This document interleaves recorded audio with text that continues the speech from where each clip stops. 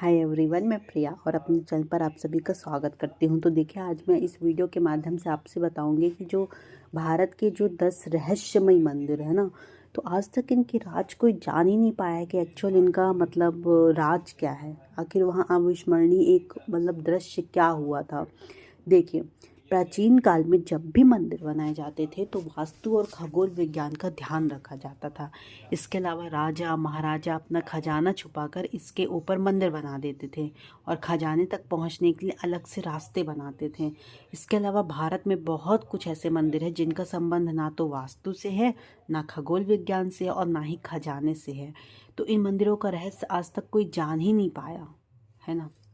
देखिए, पहली बात है एक जो मंदिर का है, करणी माता मंदिर। करणी माता का यह मंदिर जो बीकानेर राजस्थान में स्थित है, बहुत ही अनोखा मंदिर है। इस मंदिर में रहते हैं लगभग 20,000 काले चूहे। लाखों की संख्या में पर्यटक और श्रद्धालु यहाँ अपनी मनोकामना पूरी करने आते हैं। करणी देवी, जिन्हें दुर्गा का अवतार माना जाता है, उन मंदिर को चूहा वाला मंदिर भी कहा जाता है। यहाँ चूहों को काबा कहते हैं और इन्हें बाकायदा भोजन कराया जाता है और इनकी सुरक्षा की जाती है।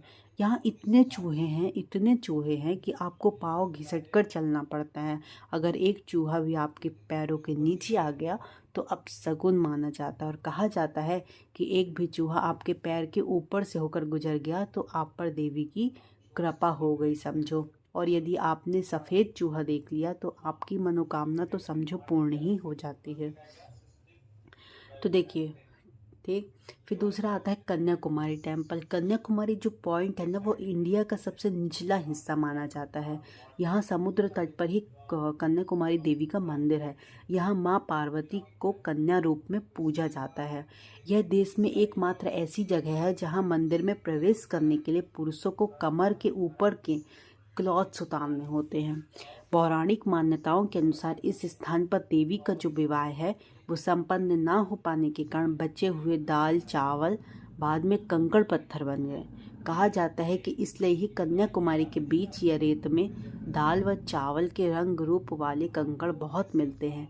आश्चर्य भरा सवाल तो यह है कि ये कंकड़ पत्थर दाल या चावल के आकार जितने ही देखे जा सकते हैं। इधर का जो प्राकृतिक सौंदर्य है ना, कहते हैं कि यदि आप मंदिर में दर्शन करने गए हो तो यहाँ पे सूर्योदय और सूर्यास्त भी देखें। कन्याकुमारी अपने सनराइज दृश्य के लिए काफ़ी प्रसिद्ध है। सुबह हर विश्रामालय की छत पर टूरिस्टों की भारी भीड़ सूरज की अगवानी के लिए जमा हो जाती है। शाम को अरब सागर में डूबते सूरज को देखना भी यादगार होता है। उत्तर की ओर करीब 2 से 3 किलोमीटर दूर तक एक सनसेट पॉइंट भी यहाँ है। फिर आता है मेरू रिलीजन स्पॉट, जो कि कैलाश पर्वत पर है। देखिए, हिमालय पर्वत के उच्चतम श्रृंखला में मानसरोवर में यह एक बहुत ही पवित्र जगह है। पौराणिक मान्यताओं के अनुसार यहाँ भगवान महादेव स्वयं विराजमान है। यह धरती का केंद्र है। दुनिया के सबसे ऊंचे स्थान पर स्थित कैलाश मानसरोवर के पास ही कैलाश और आगे मेरू पर्वत स्थित है। यह संपूर्ण क्षेत्र शिव व देवलोक कहा गया है। रहस्य और चमत्कार से परिपूर्ण इस स्थान की महिमा वेद और पुराणों में भरी पड़ी है। कैलाश पर्वत समुद्र सतह से 22,068 फुट ऊंचा है और हिमालय के उत्तरी क्षेत्र में तिब्बत में स्थित है।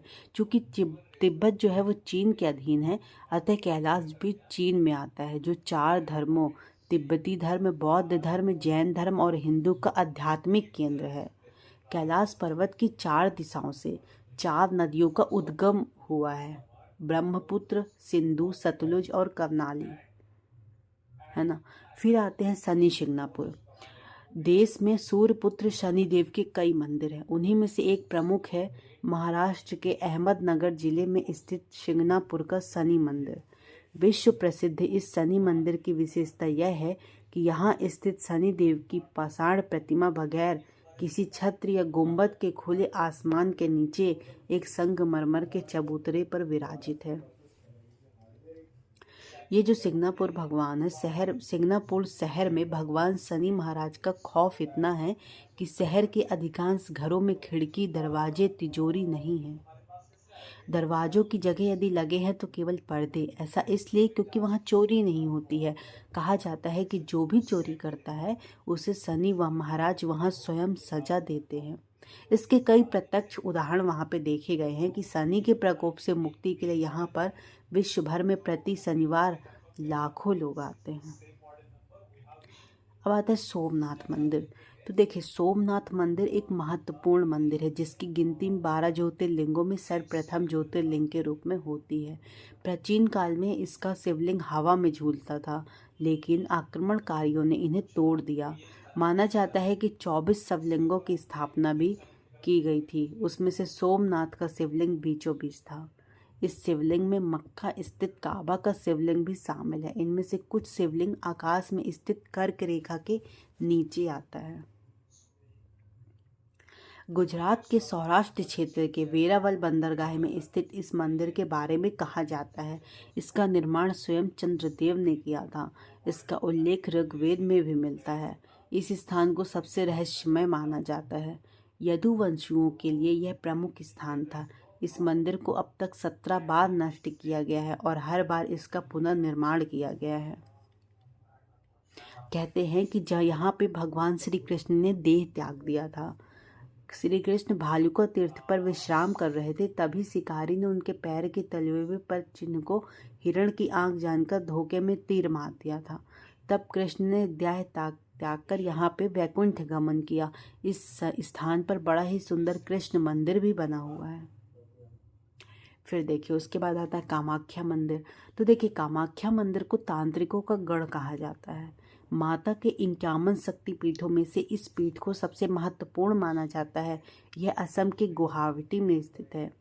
यहाँ त्रिपुर सुंदरी, मातंगी और कमला की प्रतिमा मुख्य रूप से स्थापित है। दूसरी ओर 7 अन्य रूपों की प्रतिमा अलग अलग मंदिरों में स्थापित की गई है, जो मुख्य मंदिर को घेरे हुए हैं, कहता है। फिर आता है अजंता एलोरा के मंदिर। देखिए, अजंता एलोरा की जो मंदिर है वो महाराष्ट्र के औरंगाबाद शहर के समीप स्थित हैं। ये गुफाएं बड़ी बड़ी चट्टानों को काटकर बनाई गई हैं।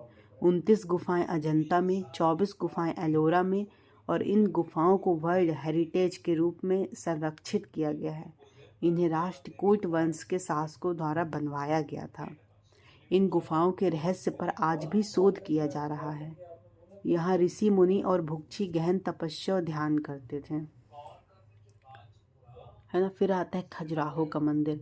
क्या आप जानते हैं कि आखिर वहाँ पे क्या कारण है जो उस काल के राजा ने मंदिरों की एक पूरी श्रृंखला बनवाई? यह रहस्य आज भी बरकरार है। खजुराहो वैसे तो भारत के मध्य प्रदेश प्रांत के छतरपुर जिले में स्थित एक छोटा सा कस्बा है, लेकिन फिर भी भारत में ताजमहल के बाद सबसे ज़्यादा देखे और घूमने जाने वाला जो पर्यटन स्थल है वो है खजुराहो।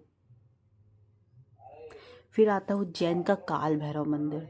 देखिए, हालांकि इस मंदिर के बारे में सभी जानते हैं। यहाँ की काल भैरव मंदिर की मूर्ति मदिरा पान करती है, इसलिए यहाँ मंदिर में प्रसाद की जगह शराब चढ़ाई जाती है।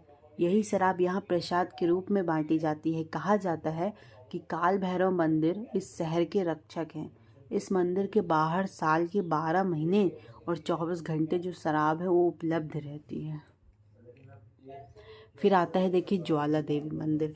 ज्वाला देवी मंदिर हिमाचल के कांगड़ा घाटी के दक्षिण में 30 किलोमीटर की दूरी पर स्थित है। यह महासती के 51 शक्तिपीठों में से एक है। यहाँ पर माता की क्या गिरी थी? जीभ गिरी थी। हजारों वर्षों से यहाँ स्थित देवी के मुख से अग्नि निकल रही है। इस मंदिर की खोज पांडवों ने की थी। इस जगह पर एक अन्य आकर्षण तांबे का एक पाइप है जिसमें से प्राकृतिक गैस का प्रवाह भी होता है। इस मंदिर में अलग अग्नि की अलग अलग 9 लपटें हैं जो अलग अलग देवियों को समर्पित हैं। कहते हैं वैज्ञानिकों के अनुसार यह मृत ज्वाला देवी की अग्नि हो सकती है। देखिए, हजारों साल पुराने माँ ज्वाला देवी के मंदिर में 9 ज्वालाएं प्रचलित हैं। 9 ज्वालाएं में 9 देवियाँ महाकाली, महालक्ष्मी, सरस्वती, अन्नपूर्णा, चंडी, विंध्यवासिनी, हिंगलाज, भवानी, अंबिका और अंजना देवी का स्वरूप है। ऐसा भी कहते हैं कि जो सतयुग में महाकाली के जो परम भक्त थे राजा भूमिचंद, स्वप्न से प्रेरित होकर यह भव्य मंदिर का निर्माण करवाया था। जो सच्चे मन से इस रहस्यमय मंदिर के दर्शन के लिए आता है उसकी सारी मनोकामनाएं पूर्ण होती हैं। चलिए, तो जय माता दी। देखिए, मैंने यहाँ पे भारत के 10 रहस्यमय मंदिर बताए आपको, है ना, और उनका बहुत ही संक्षिप्त वर्णन भी दिया। देखिए, वैसे मैंने और बहुत ही ब्रीफ में वीडियो बनाई है ज्वाला देवी मंदिर के बारे में और कामाख्या देवी मंदिर के बारे में, सोमनाथ मंदिर ज्योतिर्लिंग के बारे में। तो आप मेरे चैनल पे जाएं और वहाँ से वीडियो सर्च करके ज़रूर देखें, बहुत ही अविस्मरणीय हिस्ट्री है। चलिए, आई होप आपको वीडियो पसंद आया होगा, तो ज़्यादा से ज़्यादा लोगों तक शेयर करें और मेरे चैनल को सब्सक्राइब भी करें। धन्यवाद, बाय बाय। मैं मिलती हूँ कल एक नए नेक्स्ट वीडियो के साथ।